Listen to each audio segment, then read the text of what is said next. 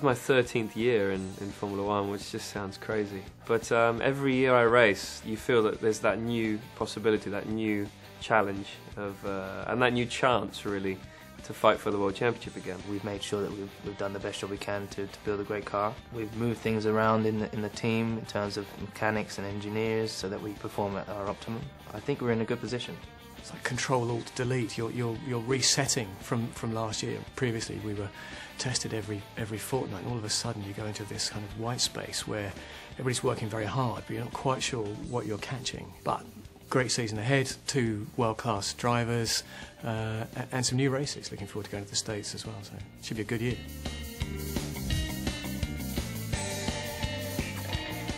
I think going into a new season, you've always got to be very positive. Otherwise, what's the point? You know, I think when you're working with this many people to produce a car, there's got to be a lot of positive energy. I'm constantly asked how confident I am going into a season, but you can never really be too confident. I think you have to always remain calm and just make sure you've prepared yourself well. That's the best way to approach a season. It looks a little bit different to last year's car, even though it is an evolution of the previous year's car, but just optimised in certain areas where it wasn't so strong last year. All the time we're improving Formula One cars, so there are many things on this car that are different to last year because we've just taken it to another level. And for me, it's something that's always been key and very important, is to be in the right position in the car, be low enough in the car, feel that you're part of the car.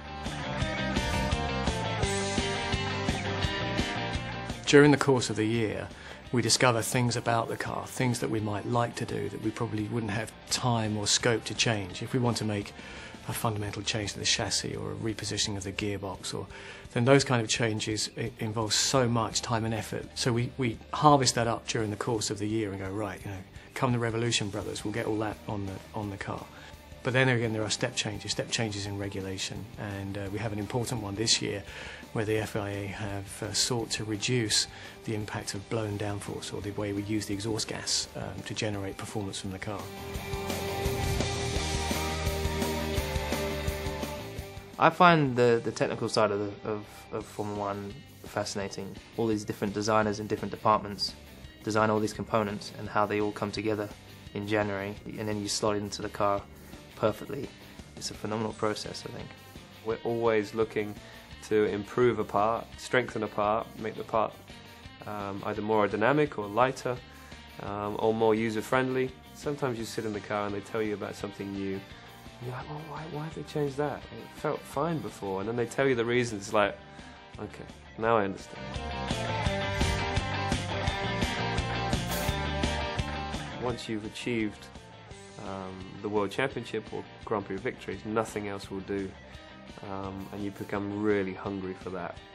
That feeling you get when you cross the finish line.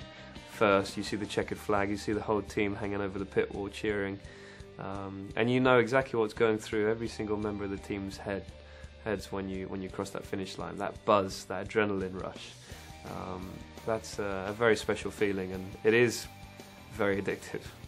Trying to perfect everything, trying to make sure you have everything in place going into a year. There's so many elements, so many parts of the puzzle to make things perfect. And you're constantly striving for perfection, but you never actually get it perfect. But that journey to try and make that journey to that goal is quite a lengthy, steep hill, and every year you attack it in a slightly different way, but hopefully come out with better results.